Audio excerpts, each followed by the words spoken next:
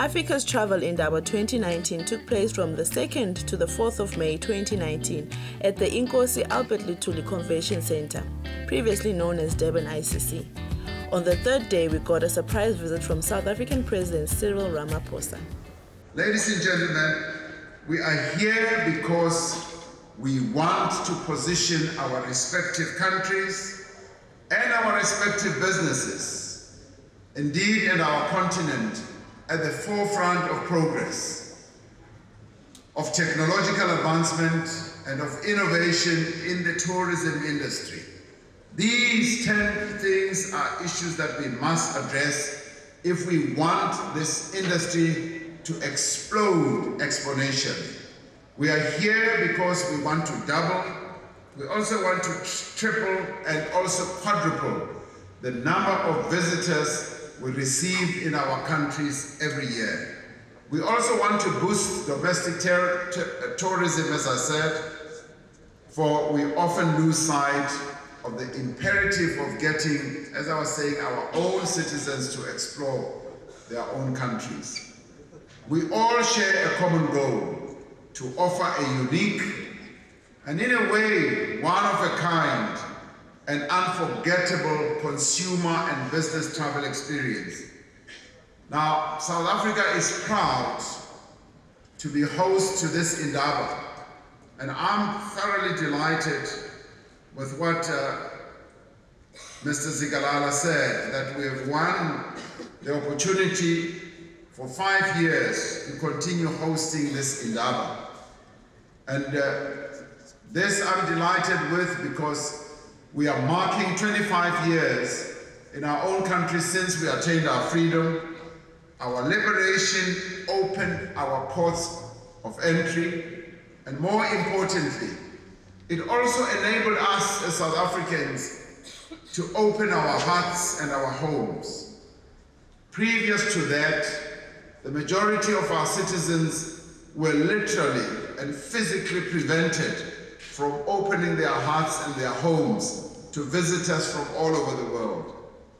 This time round, 25 years later, we are able to do so. This Indaba, with all that it offers, is a testimony to the fact that Africa is a continent of innovation with a strong focus on the future. We are a continent that is open and that is also welcoming. When it comes to tourism, now I forever remember what President Museveni used to say whenever he used to address people at conferences, particularly about tourism. Minister Kamuntu may remember this. He used to say, here in Africa, when people came from various parts of the world, we used to have one passport officials, we used to have customs officials who would always ask someone as they arrive, who was a foreigner. They would say, so, what do you want here in our country? What have you come to do in our country? What do you want to take out of our country? How much money do you have? Are you going to go back to your country? In a very, very threatening voice. And now we are saying Africa is open.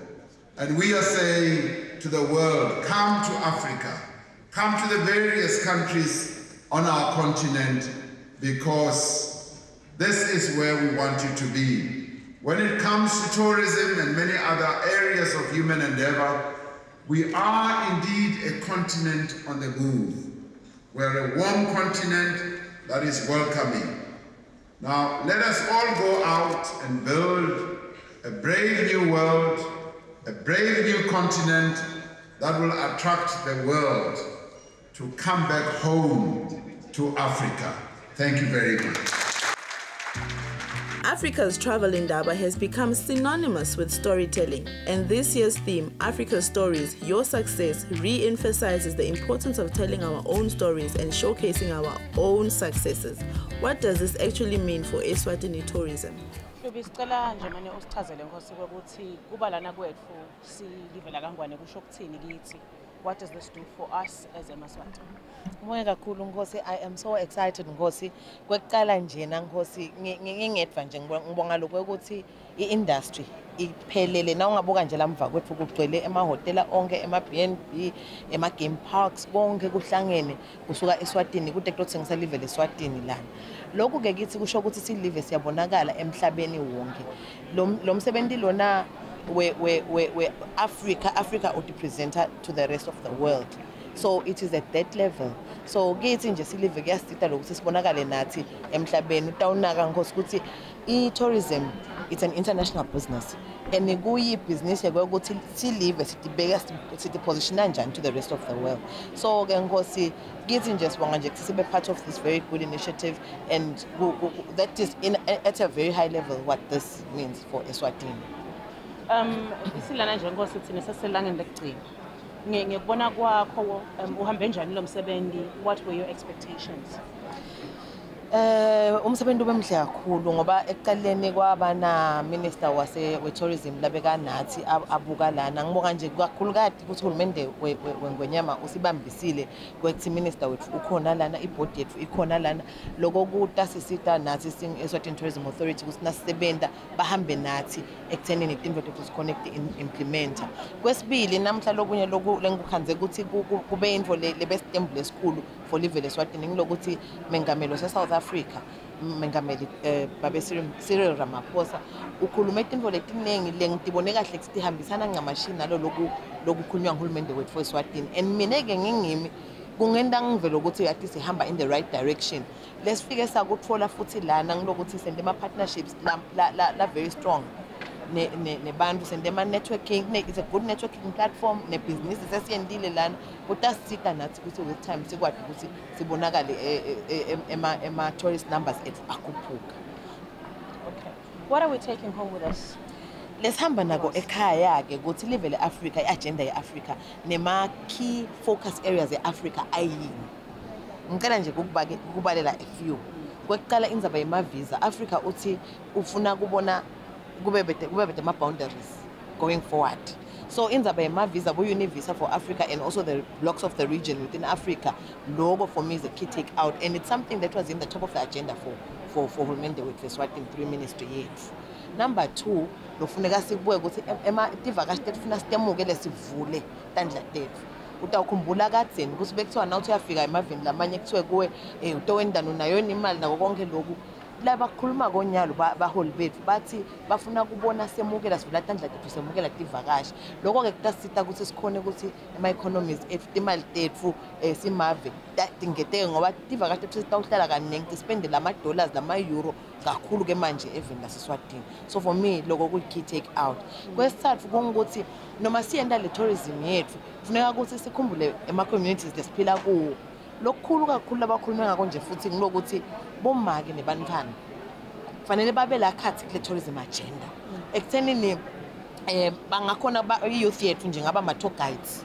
I-tour guiding eSwatini kune opportunity lenkulu ngoba ema-tour guides lesinawo sike sabethu umhlangano bancane labakhona. So sitawufika nje ekhaya sisende indlela yokuthi i-youth yethu iqale ibe empowered kahle ngeke ukuthi bakhona bangenda i-tour guiding as a business as a discipline. Ngiyathemba futhi nalena lapho khona kufundiswa ngabo tourism khona tikhona some of these things lapho khona babafundisa khona. So i-youth nabomake kufanele babe part of the tourism agenda ngoba bomake bavele bayi-tourism ngoba semukela tivakashi emakhaya siwomsenda konke lokho. So lokho kithi kumcoka lokho nebantwana bethu of course nabobabe bakhona la khathi kule nkulumo tethu. Lokunye ke kwegcina ngicabanga ukuthi ngingakukhuluma indzaba yemavisa ngicabanga ukuthi sesiyikhulume siyiqedile i-infrastructure indzaba yemigwaqo indzaba ukuthi kube nema-internet lapho kutativakashi khona indzaba yokuthi kuhlobe nako konke lokhu bakhulume ngako kakhulu namengameli waseSouth Africa nyalo nje nakavala lo mhlangano uyikhulumile lendzaba le. So nathi ke silive kufuneka ukuthi vele sibuyele nathi siyobika etikweni endvuneni yethu. Ngijabula nje ukuthi uhulumende usilethele indvuna yethu lana nayo ikutholile konke lokhu. Ngiyethemba lokhu sibangihulumende batasibambise ekuthenini yonke indzawo lapho khona kuyadivakashi khona yonke info lethenza sivakashi nje kube ngiyole hamba embili ngoba lokukhulu abakusho ukuthi sivakashi i-tourism ithinta onke lama sectors ngoba kune transport, kune business ukuthi sitakala betema business, kune investment nabantu batawuta about investor things kube nama infrastructure tourism. So kukhulu le tourism agenda bambamba nekuthi it cuts across all the sectors. Nguloko nje key takeaway yami inkosi. Collaboration amongst countries in terms of tourism is of imperative importance and works as an advantage when it comes to tourism economy. It's vital for tourism experts to utilize each other's areas of functioning and grow the industry. Mpumalanga is part of the trial-and network between Eswatini, Mozambique and KwaZulu-Natal. We had a chat with the Mpumalanga Tourism Authority. My name is Xolani Mthethwa. I'm the Executive Manager responsible for tourism in Mpumalanga Province. We are here at the Indaba 2019 to promote and position Mpumalanga as a destination of choice for tourism. Okay. What does this event mean for tourism in Mpumalanga? It means a lot. Indaba is one of the third largest exhibitions in the world that one can visit. So it's a must-see of its kind globally. So for us to be here, which is something that we do on an annual basis around this time, is to use the platform, but also to promote our products. We've got 23 exhibitors in our stand, of which 14 of them are small businesses. So Indaba provides a platform to connect with the hosted buyers that come from all over the world, looking for new products that they can do business with. So it's, in a nutshell, just to promote our destination. All right. What makes Mpumalanga special as far as tourism is concerned? Like within the 9 provinces that we have in South Africa, what makes Mpumalanga different? Is it 9 or 11? It's 9. It's 9. Mpumalanga is a gateway to the Kruger National Park. That's one most important thing. Many people from all over the world, they come to Kruger National Park, and many of them are not even aware that they first land in Mpumalanga before they get to the Kruger Park itself. So in many times when you go to some of the countries, like in Europe, and you say you're from Mpumalanga, they don't know where Mpumalanga is. But when you say Kruger National Park, then they say, oh yeah, we've been to Kruger National Park. So Mpumalanga is the gateway to Kruger National Park, particularly for wildlife and safari. Many people will visit that. But also when it comes to scenic beauty, I believe that out of the 9 provinces in South Africa, Mpumalanga has the most scenic beauty you can find in the country. That's why we've got one of the attractions called the God's Window, which mainly means that God was standing in Mpumalanga when he was created the world. All right, what do you hope to take back home with you from this Indaba this year? Well, we're hoping to take a number of deals for future business. As I've said, that Indaba is one of the very important marketing platforms for us and our stakeholders that we have on the stand. So we're hoping that we will attract more visitors coming to our province, but also making sure that with the small businesses that we have here, they are able to sustain their businesses through the deals that they're going to sign, but also make sure that they create jobs for the communities back home. I want to talk to you briefly about one of the marketing collaborations that we have done with the Kingdom of Eswatini and Mozambique, which is called Triland. It's a cross-border marketing initiative that started in the late 1980s, and it's been growing, over time. The concept is mainly to say, because Mpumalanga, Swaziland, and Mozambique are too close to each other. Actually, what we do with packages by the tour operators is that one can have breakfast in Mpumalanga, have lunch in Mozambique, and dinner in Swaziland, all in one day, and experience the unique products that we have. Mpumalanga has wildlife, Mozambique, the nightlife, and Eswatini has the cultural diversity that is there. So that's mainly the concept, that we are not competing, but you can each have this unique proposition that we give to a traveler, that in one package, you can traverse the 3 countries in one day. Coming together is a beginning. Keeping together is a progress. Working together is success. Going forward, because in the next 2 to 3 years, seeing tourism,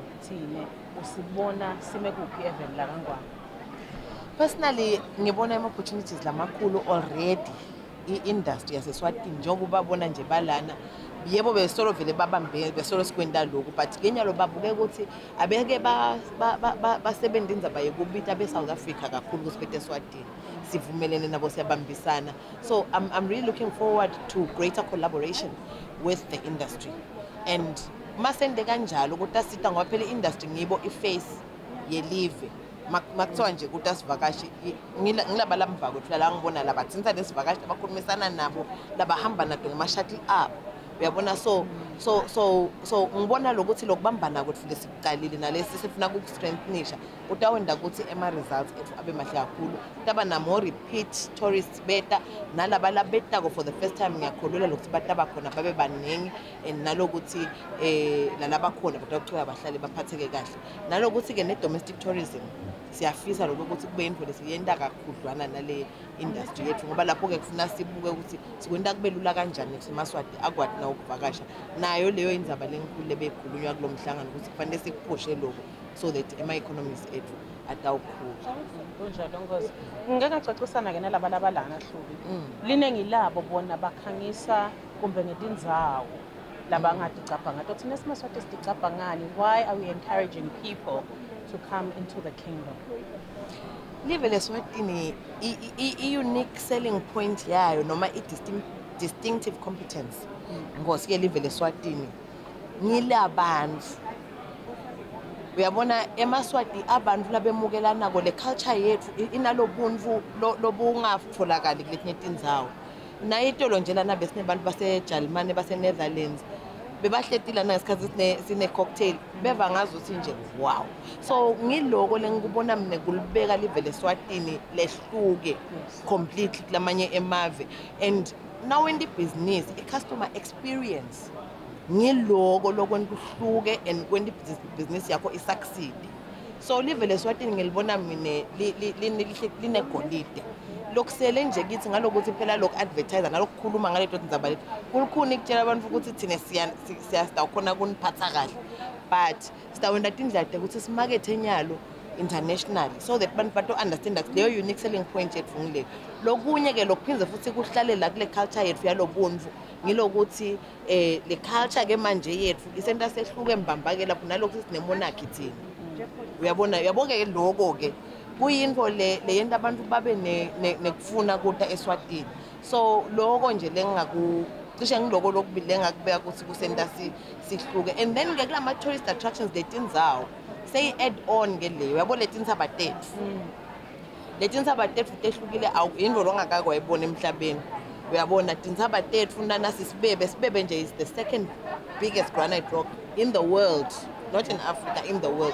So, nama landscapes the beautiful valleys, the beautiful mountains, nako konke lokho kwenda ukuthi live leswatini lehluke.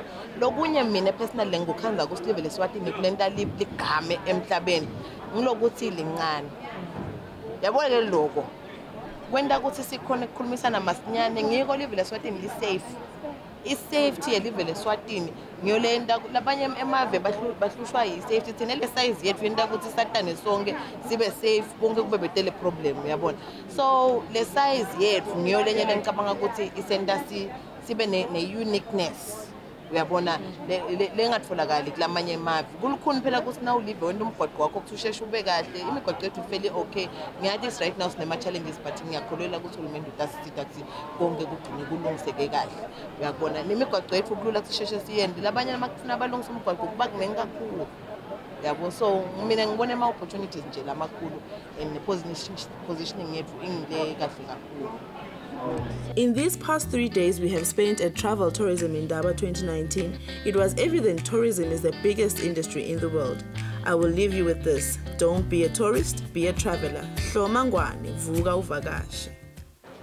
Umbukeli ihambe njalo ke i-Tourism Indaba 2019 khona la enzaweni yaseThekwini kanzi ke kufisa kwami ukuthi nawe udivele watibonela ukuthi nakhulunywa nge-Tourism Indaba kusuke kukhulunywa ngani kanzi ke liphupho la phela mengameli welive leNingizimu Afrika ukuthi insha ifise nayo futhi ifunze kakhulukati ngadote kuvakasha kube ngilona loyo akhone kuthuthukisa live lakubo kanzi kakagcini lapho uphinze futhi waveta ukuthi kude abantu labakhona kuphatha tivakashi noma bakhona kuphatha abantu njengabo bomake so it would be a beautiful thing ukuthi bomake nabo bafakwe kakhulukati kudote kuvakasha eveni la kangwane nakulamanye emave kanzi ke mbukeli ukufisa kwami kokuthi nawe uthi usahlele ekhaya uthole lona lithuba lokuthi uqhamuke kumbe lokuthite longandlondlobelisa ngako umnotho welive lokufakaye kakhulu ukati lokungahambisana netivakashi eveni la kaNgwane. Sasifika khona emaphethelweni ehlelo lakho lelithi Buhle Betfu kanti ke mbukeli kukufisa kwami ukuthi ukuthokotele lokubonile ehlelweni lakho namuhla kanti ke ngiyakothembisa